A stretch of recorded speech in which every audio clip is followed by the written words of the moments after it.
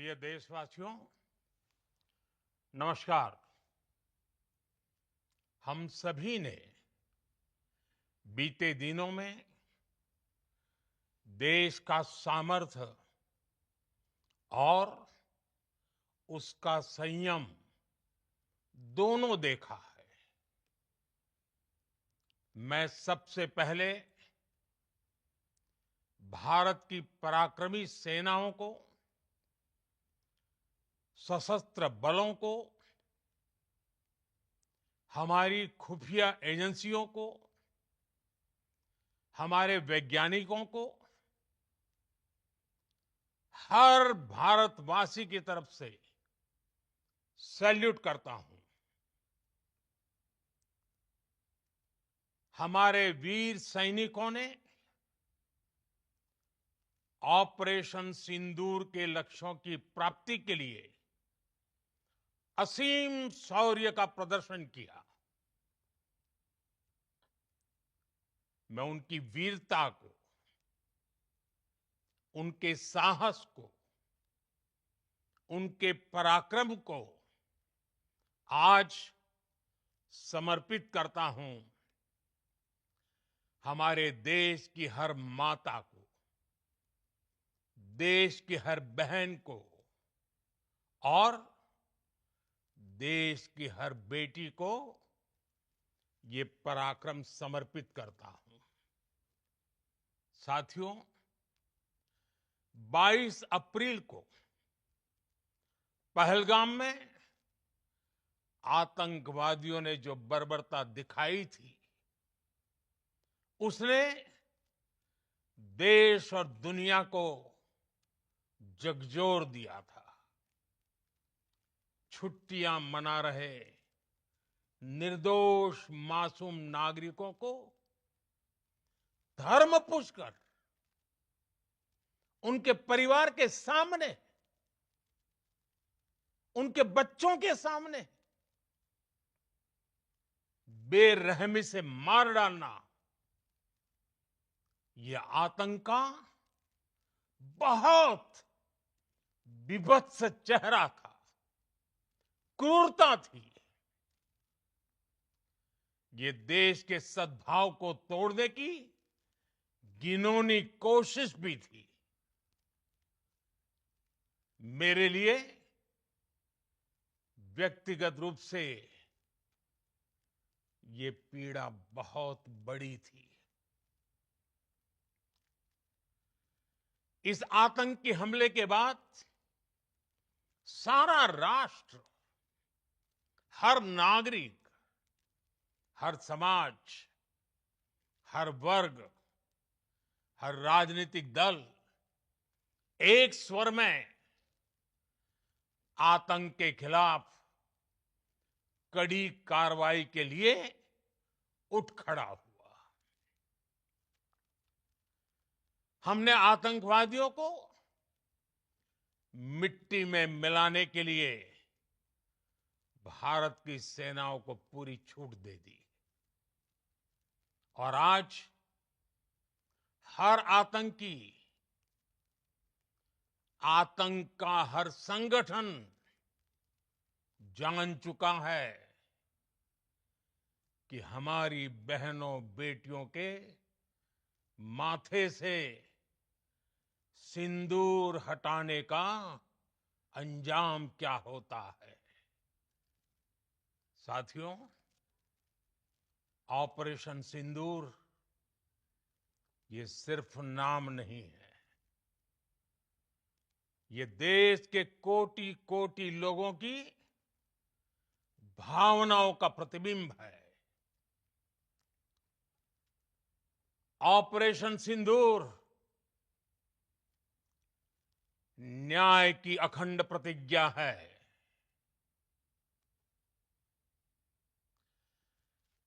6 मई की देर रात, 7 मई की सुबह पूरी दुनिया ने इस प्रतिज्ञा को परिणाम में बदलते देखा है। भारत की सेनाओं ने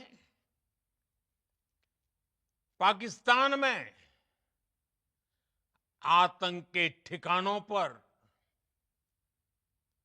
उनके ट्रेनिंग सेंटर्स पर सटीक प्रहार किया। आतंकियों ने सपने में भी नहीं सोचा था कि भारत इतना बड़ा फैसला ले सकता है। लेकिन जब देश एकजुट होता है, नेशन फर्स्ट की भावना से भरा होता है, राष्ट्र सर्वोपरि होता है, तो फौलादी फैसले लिए जाते हैं,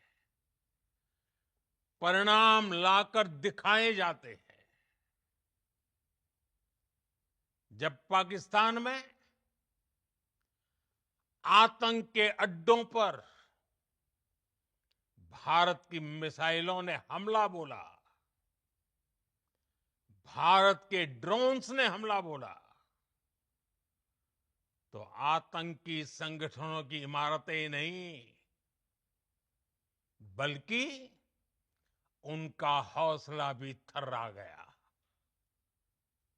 बहावलपुर और मुरिद के जैसे आतंकी ठिकाने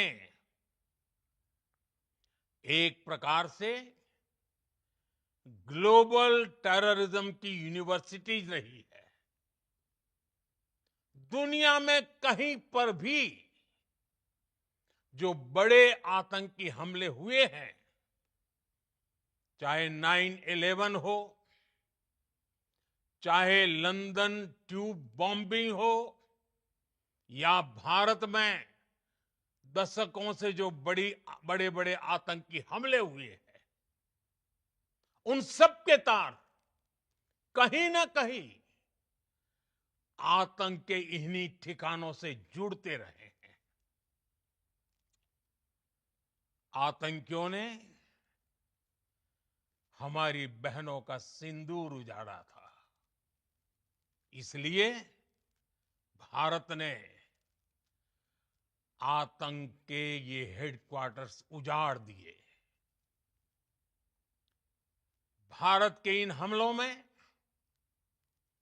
100 से अधिक खूंखार आतंकवादियों को मौत के घाट उतारा गया है। आतंक के बहुत सारे आका बीते 2.5-3 दशकों से खुलेआम पाकिस्तान में घूम रहे थे, जो भारत के खिलाफ साजिशें करते थे। उन्हें भारत ने एक झटके में खत्म कर दिया। साथियों, भारत की इस कार्रवाई से पाकिस्तान घोर निराशा में गिर गया था, हताशा में गिर गया था, बौखला गया था। और इसी बौखलाहट में उसने एक और दुस्साहस किया। आतंक पर भारत की कार्रवाई का साथ देने के बजाय पाकिस्तान ने भारत पर ही हमला करना शुरू कर दिया। पाकिस्तान ने हमारे स्कूलों, कॉलेजों को, गुरुद्वारों को, मंदिरों को, सामान्य नागरिकों के घरों को निशाना बनाया। पाकिस्तान ने हमारे सैन्य ठिकानों को निशाना बनाया। लेकिन इसमें भी पाकिस्तान खुद बेनकाब हो गया। दुनिया ने देखा कि कैसे पाकिस्तान के ड्रोन्स, पाकिस्तान की मिसाइलें भारत के सामने तिनके की तरह बिखर गई। भारत के सशक्त एयर डिफेंस सिस्टम ने उन्हें आसमान में ही नष्ट कर दिया। पाकिस्तान की तैयारी सीमा पर वार की थी, लेकिन भारत ने पाकिस्तान के सीने पर वार कर दिया। भारत के ड्रोन्स, भारत की मिसाइलों ने सटीकता के साथ हमला किया। पाकिस्तानी वायुसेना के उन एयरबेस को नुकसान पहुंचाया, जिस पर पाकिस्तान को बहुत घमंड था। भारत ने पहले 3 दिनों में ही पाकिस्तान को इतना तबाह कर दिया, जिसका उसे अंदाजा भी नहीं था। इसलिए भारत की आक्रामक कार्रवाई के बाद पाकिस्तान बचने के रास्ते खोजने लगा। पाकिस्तान दुनिया भर में तनाव कम करने के लिए गुहार लगा रहा था, और बुरी तरह पीटने के बाद इसी मजबूरी में 10 मई की दोपहर को पाकिस्तानी सेना ने हमारे डीजीएमओ को संपर्क किया।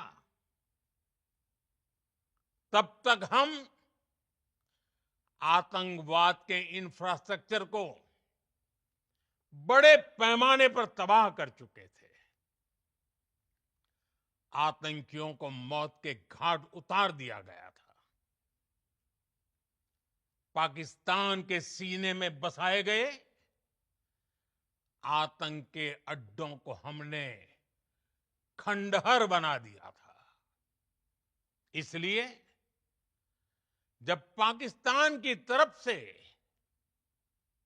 गुहार लगाई गई, पाकिस्तान की तरफ से जब ये कहा गया कि उसकी ओर से आगे कोई आतंकी गतिविधि और सैन्य दुस्साहस नहीं दिखाया जाएगा, तो भारत ने भी उस पर विचार किया।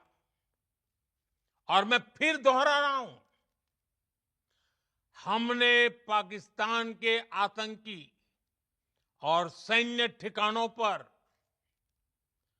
अपनी जवाबी कार्रवाई को अभी सिर्फ स्थगित किया है। आने वाले दिनों में हम पाकिस्तान के हर कदम को इस कसौटी पर मापेंगे कि वो क्या रवैया अपनाता है। साथियों, भारत की तीनों सेनाएं, हमारी एयरफोर्स, हमारी आर्मी और हमारी नेवी, हमारी border security force BSF, Bharat के अर्धसैनिक बल लगातार अलर्ट पर है।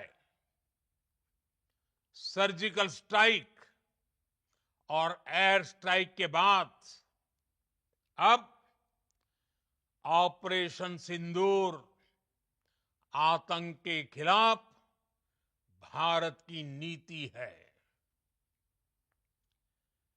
ऑपरेशन सिंदूर ने आतंक के खिलाफ लड़ाई में एक नई लकीर खींच दी है। एक नया पैमाना, न्यू नॉर्मल तय कर दिया है। पहला, भारत पर आतंकी हमला हुआ तो मुंह तोड़ जवाब दिया जाएगा। हम अपने तरीके से, अपनी शर्तों पर जवाब देकर रहेंगे। हर उस जगह जाकर कठोर कार्रवाई करेंगे जहां से आतंक की जड़ें निकलती हैं। दूसरा, कोई भी न्यूक्लियर ब्लैकमेल भारत नहीं सहेगा। न्यूक्लियर ब्लैकमेल की आड़ में पनप रहे आतंकी ठिकानों पर भारत सटीक और निर्णायक प्रहार करेगा। तीसरा, हम आतंक की सरपरस्त सरकार और आतंक के आकाओं को अलग अलग नहीं देखेंगे। ऑपरेशन सिंदूर के दौरान दुनिया ने पाकिस्तान का वो घिनौना सच फिर देखा है, जब मारे गए आतंकियों को विदाई देने पाकिस्तानी सेना के बड़े बड़े अफसर उमड़ पड़े। स्टेट स्पॉन्सर्ड टेररिज्म का ये बहुत बड़ा सबूत है। हम भारत और अपने नागरिकों को किसी भी खतरे से बचाने के लिए लगातार निर्णायक कदम उठाते रहेंगे। साथियों, युद्ध के मैदान पर हमने हर बार पाकिस्तान को धूल चटाई है और इस बार ऑपरेशन सिंदूर ने नया आयाम जोड़ा है। हमने रेगिस्तानों और पहाड़ों में अपनी क्षमता का शानदार प्रदर्शन किया और साथ ही न्यू एज वॉरफेयर में भी अपनी श्रेष्ठता सिद्ध की। इस ऑपरेशन के दौरान हमारे मेड इन इंडिया हथियारों की प्रामाणिकता सिद्ध हुई। आज दुनिया देख रही है 21वीं सदी के वॉरफेयर में made in India defence equipments, इसका समय आ चुका है। साथियों, हर प्रकार के आतंकवाद के खिलाफ हम सभी का एकजुट रहना, हमारी एकता हमारी सबसे बड़ी शक्ति है।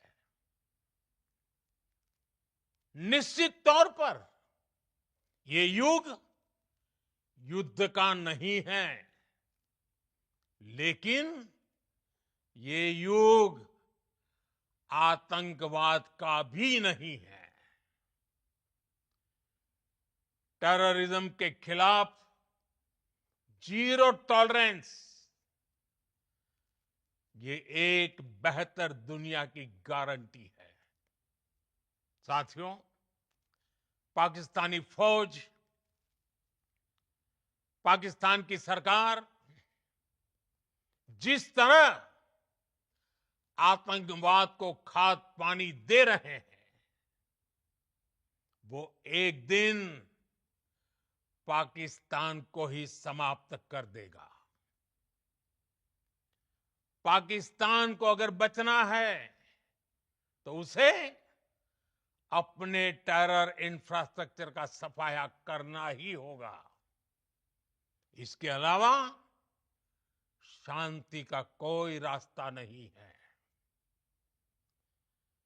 भारत का मत एकदम स्पष्ट है। टेरर और टॉक एक साथ नहीं हो सकते।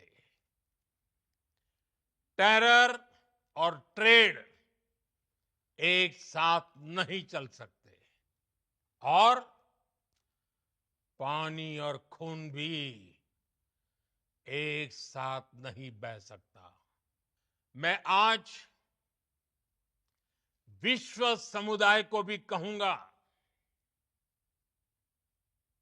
हमारी घोषित नीति रही है अगर पाकिस्तान से बात होगी तो टेररिज्म पर ही होगी। अगर पाकिस्तान से बात होगी तो पाक ऑक्युपाइड कश्मीर पीओके उस पर ही होगी। प्रिय देशवासियों, आज बुद्ध पूर्णिमा है। भगवान बुद्ध ने हमें शांति का रास्ता दिखाया है। शांति का मार्ग भी शक्ति से होकर जाता है। मानवता शांति और समृद्धि की तरफ बढ़े, हर भारतीय शांति से जी सके, विकसित भारत के सपने को पूरा कर सके, इसके लिए भारत का शक्तिशाली होना बहुत जरूरी है। और आवश्यकता पड़ने पर इस शक्ति का इस्तेमाल भी जरूरी है। और पिछले कुछ दिनों में भारत ने यही किया है। मैं एक बार फिर भारत की सेना और सशस्त्र बलों को सैल्यूट करता हूं। हम भारतवासी के हौसले, हर भारतवासी का एकजुटता का शपथ, संकल्प, मैं उसे नमन करता हूं। बहुत बहुत धन्यवाद। भारत माता की जय। भारत माता की जय।